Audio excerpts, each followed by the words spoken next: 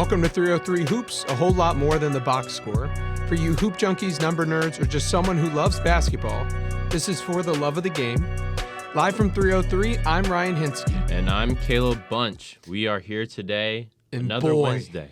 Do we have a good one for you. It's a good episode today, everyone. Guys, we are talking about everything under the sun. Well, not really, but we're talking about NBA All-Star appearances, some first-time All-Stars on our list, who the starters have been named, who our reserves are, and then also breaking news. Well, not so breaking anymore, but Jimmy Butler of the Golden State Warriors has torn his ACL. So just some considerations for that team and what their season is going to look like going forward. But first, before we start any of this NBA talk, we stick with our routine and give you the song of the day. So Song Ryan, of the day. Start us off, please. I got Mick Jagger, Too Many Cooks, parentheses, Spoil the Soup. Originally a song by the soul group Eighth Day in 1971. This was recorded in the mid-'70s at Record Plant LA. I just finished a book about Record Plant, which was, just look them up. They've recorded hundreds of incredible albums, and some of the greatest. Rumors by Fleetwood Mac is just one of the many albums that they've recorded. They did a lot of John Lennon when he was in his solo career. So I read this book, and I just wanted to honor the book that I read. And the best story from that book was how Mick Jagger came in one night. They started messing around and playing this song because he liked it. And then it ended up being released 30 years later after they recorded this in 2007. And it was produced by John Lennon with performances from Al Cooper on keyboard and Harry Nilsson on backup vocals. So it was just people hanging out, and they ended up making this great song. So That's awesome. Yeah, it was a cool story, and just like gives you like, it's very 70s in LA, just like, Typical, the long nights. right, of everyone and their mom coming into the studio recording together. Right. That's awesome. Yeah, with the help of certain substances to Right. get them through the night, but crazy time in American history. Can't forget that. Can't forget that. Who you got? Great pick. I have something from a similar era, I should say. Well, maybe a little earlier, but I have Cigarettes and Coffee by Otis Redding. He was 19 when he made this song, which is absurd to think about.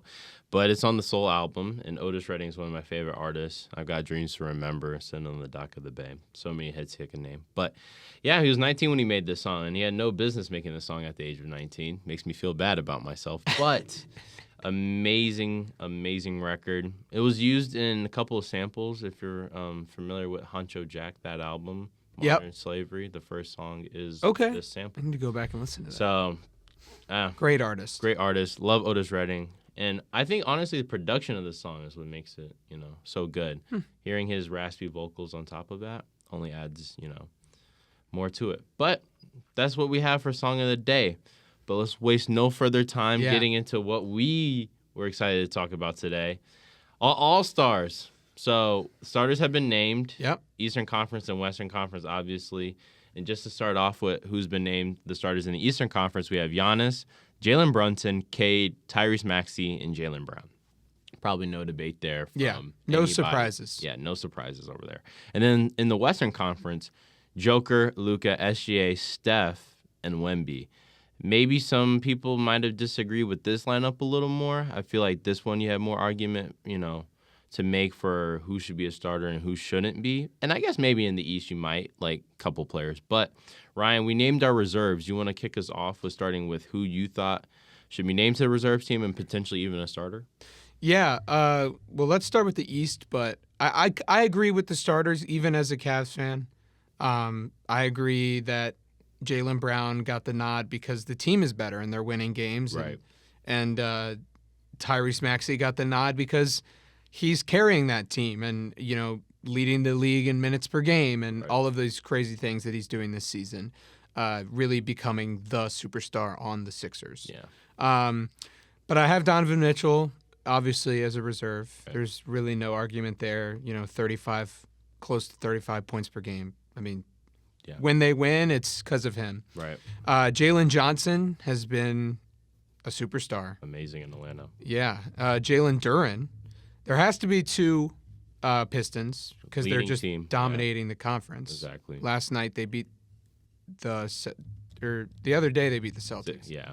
And then that's another top 5 team. Right. So Jalen Duren's that guy, the center that has become a two-way star there. Right. Scotty Barnes. Mm-hmm. Right. I like that pick. And then here we get to these last 3 that I didn't really want to put in there. If they were in the West, they wouldn't be in there. Right. Karl Anthony Towns is playing a little bit down this season. Yeah. Less efficient, but still a great player. Still good. And then Josh Giddey, I feel like is worth some conversation. He's on the Butler. I have him. I think he's earned that. I think he's played well. He's missed a couple of games, so health has been kind of a concern, but he just came back, or he will be coming back, I should say. But, yeah, the Bulls are almost 500, which I did not see in their future for this season. So I think that's a very fair shout-out to Josh Giddey. 13 assists per 100 possessions to 5 turnovers. 27.7 points per 100 possessions as well, to go along with really efficient shooting numbers, 46.6% from the field. His usage is a lot higher, and he's an efficient player. When he's injured, you can tell. Having watched more than half of the Bulls games this season, you can tell when he's not in the game. They feel that. Right. So, yeah, definitely makes a big impact on that team. Then the last slot. Say it. Give me LaMelo Ball. Give me LaMelo Ball. And I know, because we talked before, I know who your last guy in is. And it's they're both the best players, potentially best players, on bad teams. On terrible teams. Right. So it's hard because it's we're talking about an 11 and a 12 seed right now. Right. Yeah. So, or 12 and 13, whatever it is. And the reason why I put LaMelo in is because comparing to Michael Porter Jr., same amount of minutes or games played, which is surprising, right? I would have thought that MPJ would play more because LaMelo's been out. He came off the bench 2 games, bringing, on a minutes restriction. But I think LaMelo has been looking really good when he's played. Turnover percentage, second highest of his career. His usage is still really high, but his offensive win shares is the best since his only All-Star season, which was his second season in the league, and he hasn't made an All-Star in 3 years. Right. This is the 4th. I think it's time for him to get back in there. I think almost all of his numbers look second to that All-Star season, including win shares, advanced stats like offensive box plus minus. Not a great defender, but neither is MPJ. Former Rookie of the Year. I think, I still think he's got a lot to prove. I think he wants to come back and be healthy and be on a winning team, but the shooting splits have never been great for him, but he does look 55% true shooting is also the second highest of his career, third highest actually. Right. But I think a lot of his numbers look almost as good as they did that All-Star season, and I think he contributes more in the other areas of the game that maybe Michael Porter Jr.'s pure scoring doesn't. Right. Which is especially playmaking. That's fair. And speeding up the game a little bit, making the right play. Right. No, fair. All right. My East players, after hearing that tirade about LaMelo Ball, is Scotty Barnes. We agree there, obviously. Cat, no questions asked. Jalen Johnson, Donovan Mitchell, Josh Giddey as well, Jalen Duren, and MPJ. So almost exactly the same. Pretty much the same. Yeah. I think the East is harder to make an argument for any other players because I don't want to say steep drop-off because there's good ball being played on a lot of these teams around the league, right? Like we talked about quickly, how well he's played this year. Brandon Ingram, so 2 other Raptors guys we didn't even necessarily mention. We also considered the fact that is there another player like Colin Knuppel on the Charlotte Hornets that could be all-star? I think if Melo's an all-star, Con has played at that same level, if not better. But that's neither here nor there. But pretty much identical around the league with who we saw as the Eastern Conference reserves. I don't think any of these players need to be starting either.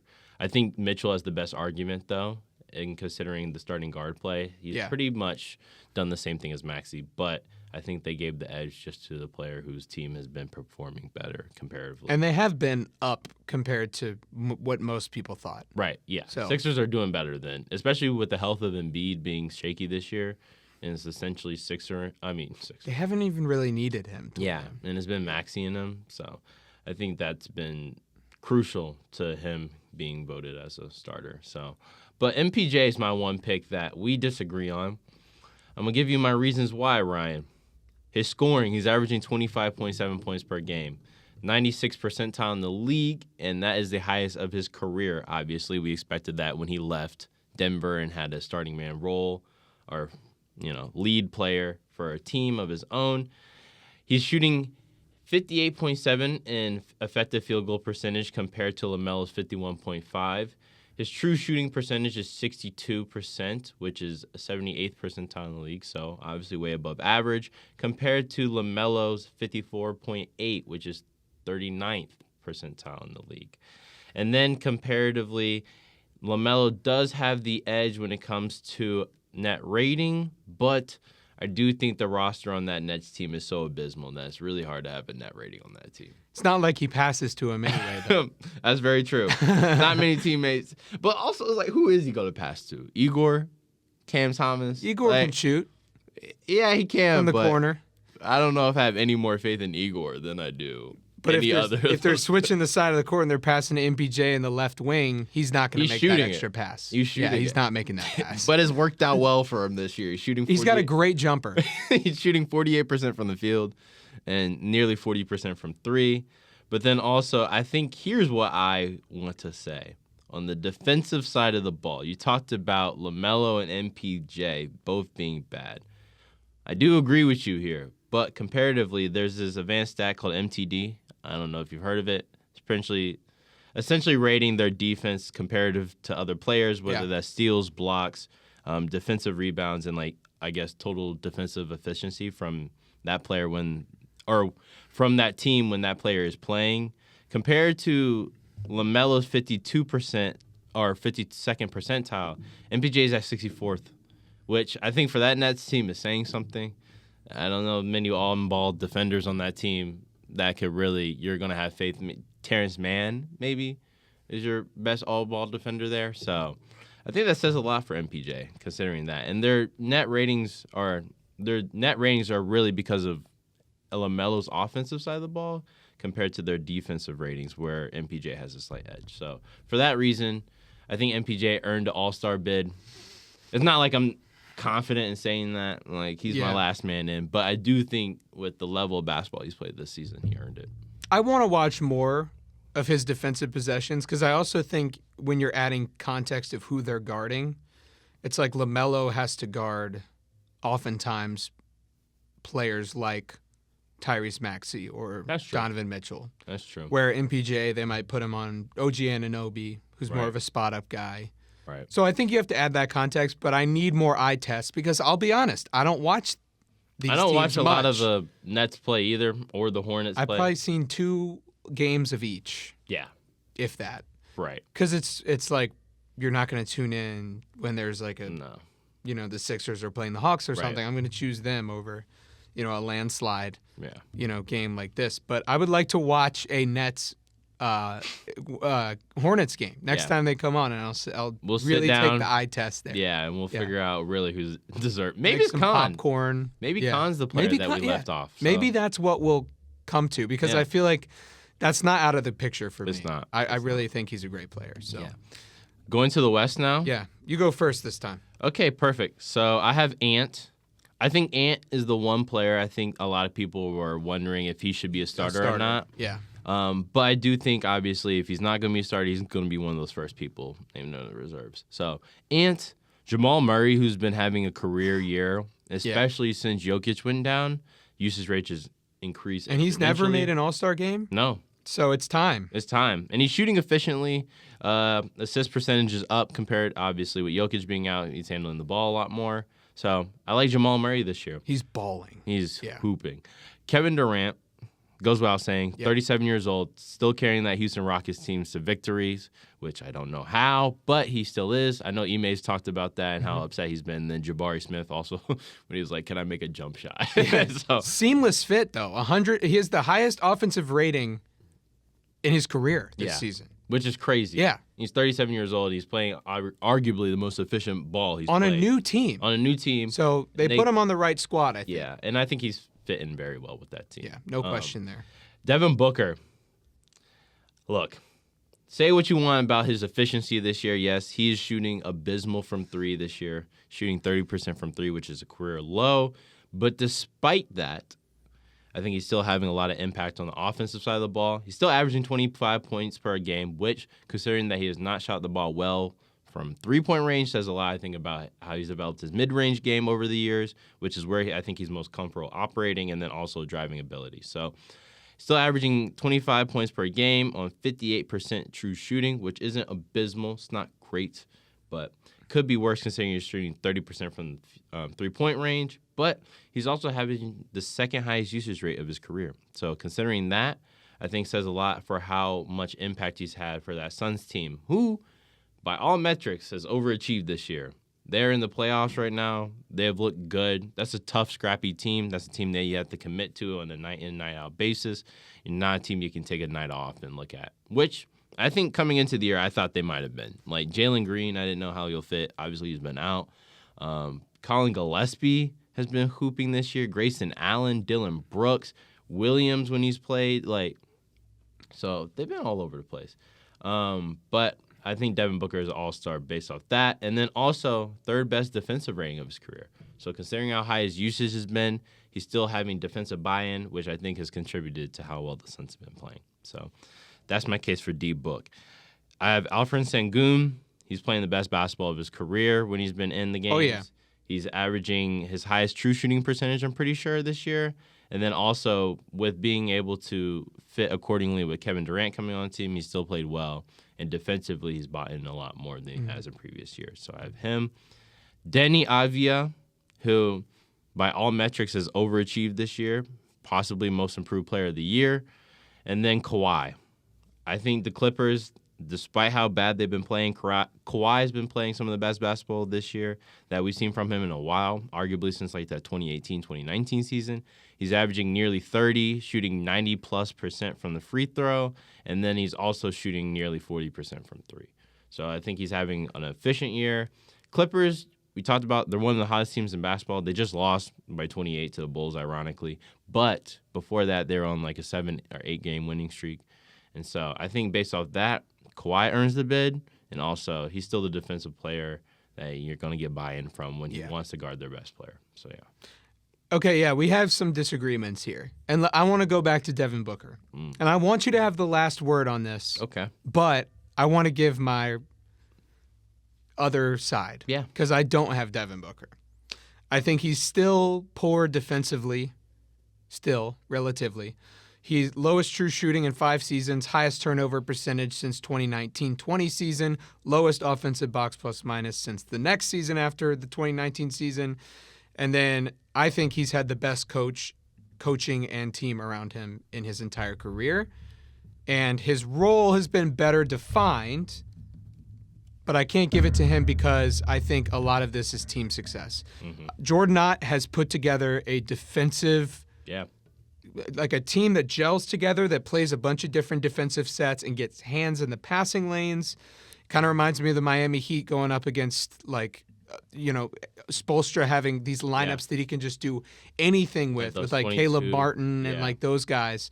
They have a bunch of those switchable players, and Gillespie and Grayson Allen are two of the names that, these little guys up in the guard positions, they can defend big time. And then you have Dylan Brooks as well, one of the historically best defenders of the 2020s. I really like the way this team is built, and I think Jordan Knott has put Devin Booker in the best place where he can succeed. But that means a little less usage, a little less of the offensive reliability, but he can go get a bucket when the game's on the line. To me, he's too much of a system player this season. And his efficiency is not where it needs to be. Okay. That's my counter argument. I think that's fair. The only problem I have is if we're going to use efficiency as our metric, I don't know how LaMelo Ball is in the All-Star. But I do agree that I don't think Devin Booker is happy with the way he's performed this year. Like I said, he's shooting 30% from three, which for someone that's known as a shooter. That's bad, generally speaking, but even for a shooter, that's horrible. So I do agree that compared to his previous years that he was an all-star, I know he hasn't been all-star in like 2 years, I think. Not one of his best years. But I do think his team is more successful than they have been in previous years. Yeah. So I think that says a lot. And I think the Suns, like you said, they've had a lot of team success, but they've overachieved on all accounts this year. I think their record's 27-17. Yeah, 27-17. So looking at the standings, they're 6th right now, and they're only 2 games behind the Rockets for the 4th seed. Yeah, So, pleasantly surprising. Yeah. And I like the way that Devin Booker has adjusted sort of the way he plays. right. But I don't think it's all-star level It's not in all-star this for you. West. That's fair. Okay, that was a healthy disagreement. It was. Now, I don't understand why you put Kawhi over James Harden. You don't. The Clipper that I have is James Harden. He's averaging 36.5 points per 100 possessions, which is the highest since 2019, which, remember, was the season after he won the MVP. Yep. And he was an all-star last season with worse numbers, like lower numbers. And I think he's still got the late-game stuff. He's still the beard. He can still cook anybody on the offensive end. I understand Kawhi is probably a more well-rounded player, but they're not giving it to Kawhi in the late-game scenarios. He's not the cold-blooded guy that he always was. James Harden, though, with the amount that he's scoring this season, it's like he hasn't aged. It's like he's back in 2019 again. Right. He's at least by the 26 numbers this year, I think. So Yeah, around 26. but limited minutes, is a little Right. less minutes. So when you look at it in the context of per 100, which I like It's to do, higher. it's really high. Yeah. It's really good this season. So, yeah, that's where I disagree there. Everything else, instead of Devin Booker, I had Chet Holmgren. Yeah. Which is fair. Yeah, I like Best team in the league by record. maybe the best defender this season. Right. Like, to me, that's very important. And they've just been playing so well. And then, Denny, Ant, Jamal, KD, obviously, and Şengün. Right. 2 Rockets. That's fair. And remember, I just wanted to have one more word on the Rockets because they're playing really great. Yeah. I had them Really as a great. top 3 team, I think, originally. Then I bumped them down just because of injury concerns, which they've weathered the storm on that front this year. His name is Reed Shepherd. Yeah. Last night against the Spurs. I did not have faith in that, but They could not defend. The Spurs could not defend the Rockets last night. And I think Reed has shown moments where you have faith in. I'm not saying they will ship Freddie VanVleet off, but I think you have a little more confidence in Reed in the minutes he's shown against this game. And I remember the Nuggets game, he played extremely well a couple weeks ago. So he's played well this year. He's averaging 13 on 44% from the field. Yeah. For someone who's in their second year, it's pretty good number. And like he has the same like hot zones that Van Vliet has. Yeah. But I think like what he brings is like that scrappy diving for loose ball, Right. that kind of And thing. he's younger. Yeah. And like what I obviously. remember from the Raptors was Van Vliet was kind of a let's get into our sets here and Right. let's set something up. Mm-hmm. That's what KD and Şengün can do. Right. But you got to have a guy on the court that can do a little bit of everything. And when you need that loose ball, those 50-50s, you got to have those players in the game that can do that. Yeah, and having shooting on your team is always a plus. And not saying Fred can't shoot, but I've seen Reed from Kentucky to now getting moments where it's like cardiac, where it's literally just in his sleep chucking up threes and they're falling, which, you know, pros and cons to that type of ball. But He's the newest of these Kentucky guys. to yeah, just another thrive guard. in the league. If you if you want a safe bet on a Calipari guard, which we've talked about Acuff this year a lot. So I think that's another example of another guy in the league. They'll be playing extremely well in a couple years. So, yeah. So we'll talk about the All-Star Game format at a different time. We were going to talk about it today, but we got to get to the Warriors Yeah. because they changed the All-Star format. But this is urgent. Yeah. Jimmy Butler tore his ACL while the 49ers were there. I saw that. The very injured 49ers, they bring this bad bring the juju curse, onto the yeah. court. Jimmy Butler is out for the season. Jonathan Kuminga demands a trade. What do you do if you're the Warriors with all this money? Jimmy Butler $54 million, Kuminga $22 million. Yeah. what do you do with that? Because remember, their window is closing. Jimmy Butler's 36. He's not going to be back till he's 37. Right. And then obviously Kuminga wants out. He's not even being played by Steve which is Kerr. so odd to me. Yeah. Does that scare off teams? Like, what does that do? I don't think you're scared. I think the only issue that I have with the whole situation is, like, I don't know what the status is on Kuminga because this has been years in the making. Like, the past 3 years, like, they've had their bouts where he's played consistently. Then there'll be 3-game skid where they don't play him at all. And then he'll have, like, 30 minutes the next game. So I don't understand the consistency that Steve Kerr has with playing him. He's still extremely young. Like, he's 22, I think, 23. So yeah, like 20. Yeah, I think he's like 24 now, maybe, but he could be like 23. But still, room to grow. Yeah, he's 23, and room to thrive on a team that plays him. Right, and he's a very like asset that you can have on your team. That's easy. Like, he's adaptable. I feel like. I'm not saying he's a 3-and-D type of guy, but he's very much like a system player where you can get elite defense out of him when you have buy-in from him. He's super athletic, guy that's able to get to the rim, and he's shown that improvement in his jump shot.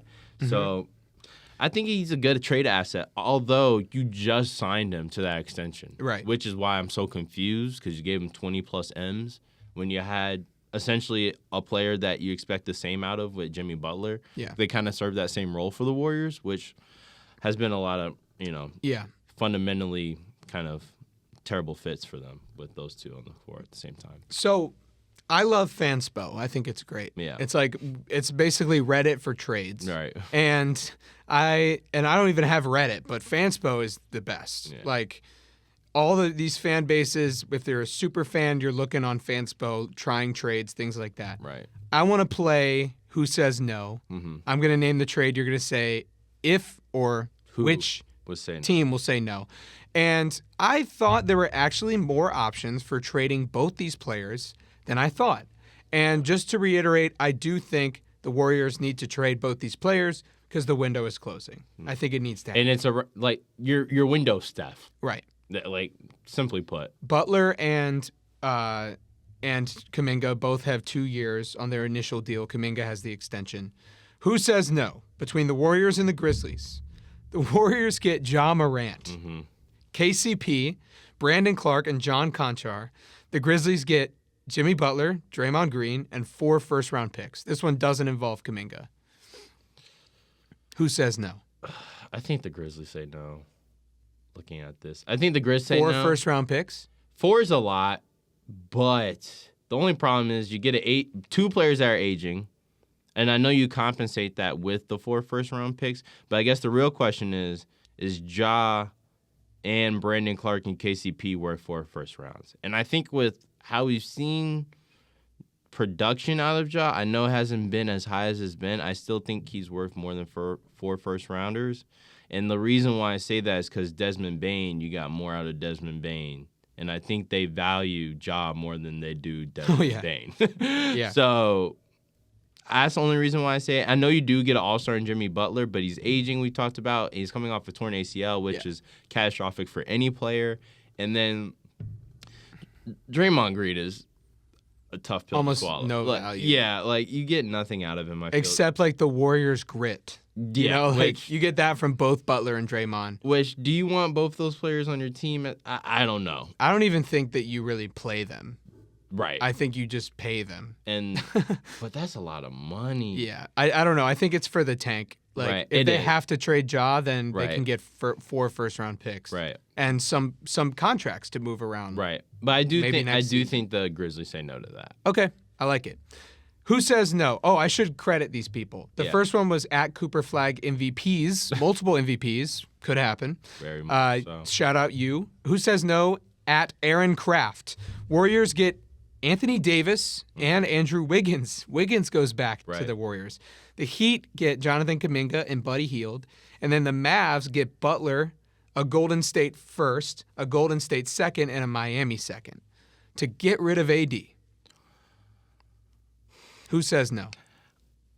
I think if you're the Heat, you like this. I think if you're the Warriors, you love this. Yep.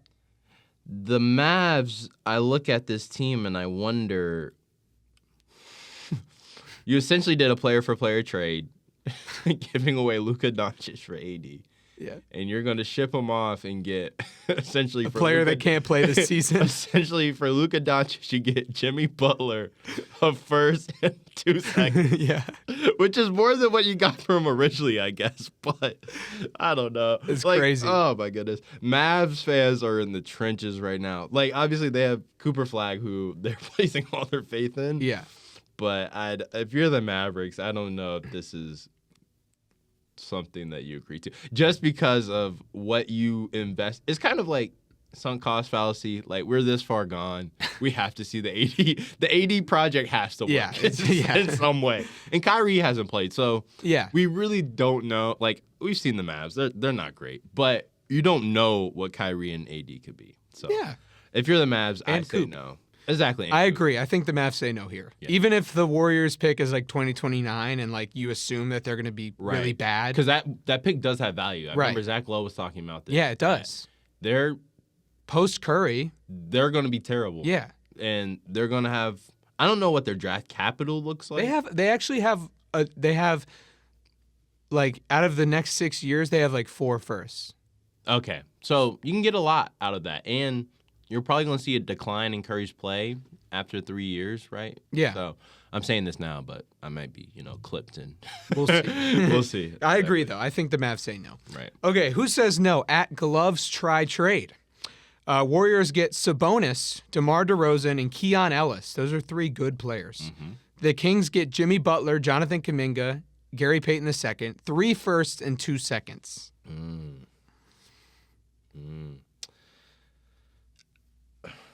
Who says no? I think the Kings say no, but I think this is the most likely of all the trades we've listed so far. Kuminga and 3 firsts. I think Kuminga and 3 firsts and 2 seconds has value. Yeah. Like, they're good picks. Like we talked about going forward, the Warriors team, we're going to see a drop out of their play. I do also think that if you're the Warriors, you want a big. Yep. So having Sabonis join the squad, you have a vet like DeMar who's still producing. Like, he's getting older, so like kind of the buy-in and injury concerns trigger. But Keon Ellis, and same build as Butler. Now Butler's way better defender, right, and like more gritty. But DeMar, like, right, you get another wing, and then Keon Ellis, like who's great. Yeah, he's played well, and is on like a $2 million contract. Cheap, super cheap. I just don't know if the Kings think they get enough value out of this, because the real question is Sabonis. Like, he's their franchise player now, and what is that like? I think they got to get rid of him. Do you think they do? Like, I think this is a good trade. I think it's the most likely. I do.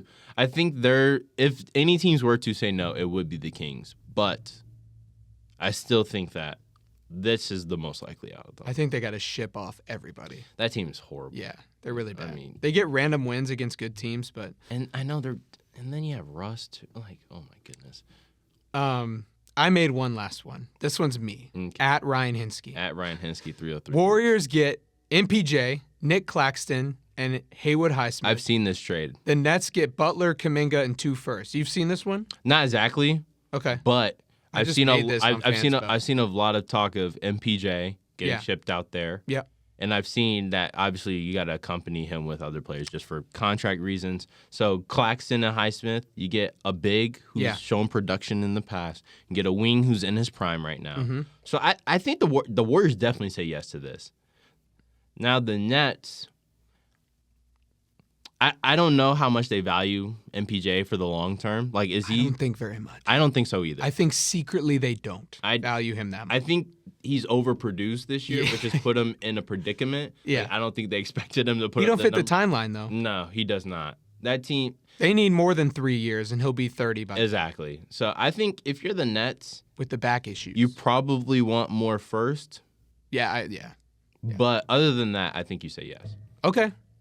Awesome. I think if you get 4, I think with the level of play he's having right now, MPJ is worth about 3 to 4 first rounds. Yeah. Because he's playing at an all-star level. But you tell me the Warriors wouldn't love Nick Claxton. Like, they love Claxton. Time. Yeah. And honestly, they would love MPJ. Yeah. Like, Haywood Highsmith too is a good player. Exactly. And all MPJ did when he was in Denver was run off pin downs and hammer screens. That's it. And that's exactly what the Warriors do. Warriors You get 2 off-ball do. shooters. Like, it's exactly what the Warriors do. Yeah. So I think that's a great trade for both those teams, honestly. Maybe the Nets see a little more value in, MPJ going forward, but who really knows? But every week, you can tune in here. This has been 303 Hoops and our trades. Until next time. Until next time.